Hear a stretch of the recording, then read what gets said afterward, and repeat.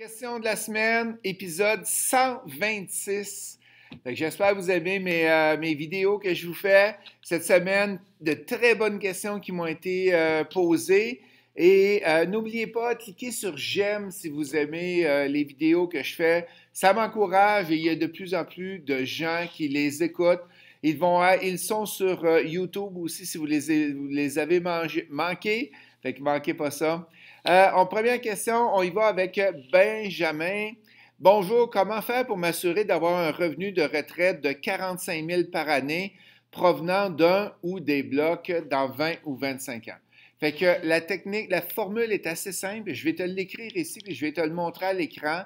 Qu'est-ce que tu fais? Tu divises 45 000 divisé par 12 pour avoir un loyer, un revenu mensuel. Et ensuite de ça, qu'est-ce que tu fais? Tu divises ça par 75 par porte par mois. Fait 45 000 divisé par 12 divisé par 75 et ça va te donner un total de 50 portes que tu as besoin. Fait que regarde le calcul, comment je l'ai fait. Fait que c'est 45 000 divisé par 12 divisé par 75, ça donne à peu près 50 portes que tu as besoin. C'est sûr que si tu as une moindre rentabilité, tu as besoin de plus de portes, excusez, et si tu as plus de rentabilité, bien, tu en as besoin de moins. C'est la réponse, Benjamin, que je te fais pour le 45 000. Cécilia, d'abord, merci beaucoup pour les réponses de chaque semaine. C'est super intéressant. Merci, Cécilia. J'apprécie beaucoup. Ma question, je voudrais acheter un chalet pas cher. OK, pas cher, je ne sais pas c'est quoi, qui aurait besoin de rénovation pour le louer en Airbnb. Parfait. Est-ce mieux de le dire à la banque mes intentions de louer ou pas? Fait que souvent, tu vas travailler avec un courtier hypothécaire et le courtier hypothécaire sait dans quelle banque la location court terme est permis. Fait que si c'est une banque ordinaire, qu'est-ce que tu vas être obligé de faire? C'est qu'ils ne prendront pas les revenus de location avant 2 ans. Fait que quand ça va faire 2 ans que tu le loues à Airbnb, là, ils vont le prendre. Sinon, ils ne le prendront pas. Est-ce mieux de le dire? Souvent, même si tu ne le dis pas, tu n'as pas d'avantage. Ils ne prendront pas tes revenus supplémentaires. Si oui, avec les rénaux, est-ce qu'on peut demander un montant pour les crédits, un montant pour les meubles? Tu peux te demander une marge de crédit personnelle. Si tu as un bon dossier, tu vas pouvoir aller chercher une marge de crédit. Tu peux demander pour les rénaux, mais ça ne veut pas dire qu'ils vont l'accepter. Ça dépend du deal que tu as été chercher et de ta situation financière. Et si on veut vendre, le vendre, est-ce que le chalet prend de la valeur comme une entreprise? Au bout de 2 ans qu'il y a des bons revenus, oui, les banques vont maintenant considérer les revenus du Airbnb. Lorenzo qui me demande, a-t-on besoin d'avoir une licence RBQ si c'est seulement pour rénover des blocs pour augmenter les loyers après et non les flipper? Fait que tu n'as pas besoin de licence RBQ pour détenir des blocs, mais tu as besoin de licence pour faire du flip. Fait que, mais si tu veux rénover tes logements et que tu ne restes pas dedans, tu as besoin de licence CCQ comme on voit la Commission de la construction du Québec. Johanna, bonjour, je regarde pour l'achat de 2 triplex appartenant à la même propriétaire sur la même rue, mais ils ne sont pas à côté. Question, est-ce plus facile à financer qu'uniquement un triplex? Est-ce que la banque va le considérer comme un financement unique pour les deux ou séparément? De mémoire, s'il y a plus de logements, plus c'est facile. Dans le cas d'une banque, peut-être. Fait que si tu demandes une hypothèque pour le 2 x 3, normalement, ils vont considérer ça comme un 6 et ça devrait t'aider à te financer à la banque. La question 2 de Johanna.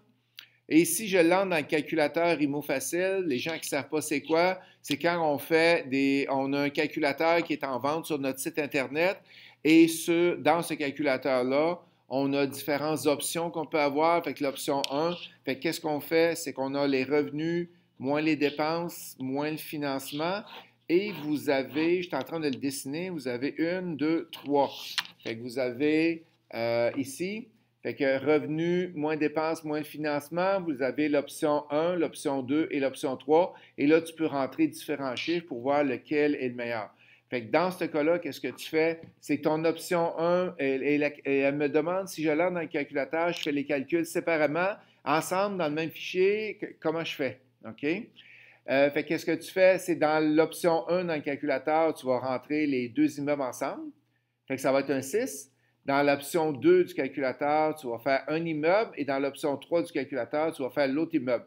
Et tu vas regarder ici dans le bas, c'est quoi tes profits que tu fais. Et là, tu vas être capable de savoir est-ce qu'il y a un immeuble que je ne devrais pas acheter parce qu'il n'est pas rentable ou si les deux sont rentables directement. Mais si tu te finances à la banque pour un 6, ils vont mettre les deux, ils vont ajouter les frais des deux. Mathieu, peut-on avoir plusieurs hypothèques assurées SCHL en parallèle? Ma maison est assurée SCHL et je voulais assurer mon premier plex. On m'a dit que c'est impossible. Bien, la personne qui t'a dit ça est dans le champ à 100 000 $. OK? Fait que, moi, des fois, ça m'enrage. Les gens pensent qu'ils connaissent tout. Ils commencent à donner des conseils, puis c'est faux. Pourquoi que les gens donnent des conseils quand ils ne savent pas la réponse? J'ai 9 hypothèques SCHL. Est-ce que c'est impossible? Oui, c'est possible d'avoir des hypothèques. J'en ai 9 hypothèques SCHL, mais je ne suis pas déclaré comme propriétaire occupant, c'est des immeubles à revenus. Fait que la réponse est oui. Mathieu, c'est possible. Nico, lors d'un refinancement, on voit souvent 2 étapes. Refinancement conventionnel, puis refinancement SCHL. Tu dois vouloir dire financement conventionnel et non pas refinancement, puis refinancement SCHL. Pourquoi faire ça en 2 étapes et pourquoi le délai est souvent très grand entre les deux? C'est que tu finances conventionnel parce que tu as des rénaux à faire, tu as des améliorations de l'immeuble à faire et quand tu arrives que tout est fait, que tout est fini, là, tu t'en vas à SCHL, tu as juste besoin de 15 % de mise de fonds et tu récupères toute ta mise de fonds et tes travaux que tu as mis dedans. C'est pour ça que c'est souvent fait en 2 étapes. Simon, je m'intéressais à une propriété en reprise de finances dans le but de la flipper. Quelqu'un m'a dit encore, c'est pas le même gars là, quelqu'un m'a dit qu'il n'y a aucun deal à faire avec une reprise de finances. Vous en pensez quoi? Tabarouette. J'en reviens pas. Simon, regarde, je vais te faire un petit calcul ici, OK? Fait que tu vas regarder le prix de la revente, tu vas regarder le prix d'achat, tu vas regarder les rénaux, tu vas regarder les frais de détention, ça va te donner ton profit, OK? Fait que arrête, écoute pas cette personne-là, là, elle ne sait pas de quoi qu'elle parle. Là. Fait que va voir la revente, moins l'achat, moins les rénaux, moins les frais de détention. Est-ce que tu fais un profit? Oui, achète-la la reprise bancaire. Si tu ne fais pas de profit, ben sauve-toi. Fait que cette personne-là est en train de dire qu'il n'y a aucune reprise bancaire dans le monde qui est bon. Il n'y a aucun deal à faire avec une reprise bancaire. Ben, je n'ai des étudiants qui ont fait des bons deals avec des reprises bancaires et tu diras à ton chum que c'est faux. Danny, je me trompe ou aussi en cas de décès et transfert à la succession, une scie possédant des immeubles ne fait que transférer les immeubles aux héritiers, tandis qu'aux persos, ils doivent payer de l'impôt. Et Danny, tu te trompes.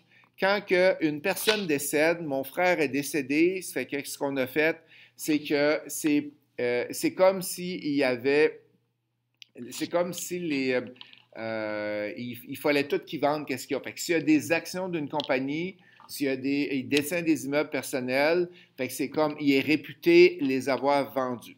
Fait que là, dans le cas des actions, fait que là, tu as des actions de compagnie, et si des actions valent beaucoup d'argent, tes transferts, fait que oui, il y a de l'impôt. J'aimerais ça s'il y a un comptable, un fiscaliste qui peut m'aider sur celle-là pour juste faire les nuances à travers. Fait que au personnel, je sais exactement qu'est-ce qui arrive, c'est que la personne doit payer de l'impôt parce que tu es déclaré avoir vendu tes immeubles au décès 1 seconde après que tu as décédé. Et les actions, ça ne m'est pas arrivé encore d'avoir un code d'héritier par rapport aux actions, mais il faut que tu fasses évaluer la valeur marchande de ta compagnie, les actions à qui c'est transféré. Et là, je ne suis pas sûr si, je sais qu'au perso, quand tu transfères à ta conjointe, tu peux retarder l'impôt. Du côté incorporation, je ne suis pas assez ferré là-dedans. Et s'il y a quelqu'un, un comptable, un fiscaliste qui peut nous aider sur la question, ça me ferait plaisir de le lire. Hey la gang, un gros merci. Super le fun d'être avec vous autres encore. J'espère que vous avez aimé les réponses aux questions. N'oubliez pas de cliquer sur j'aime. Moi, je vous aime. Bye la gang!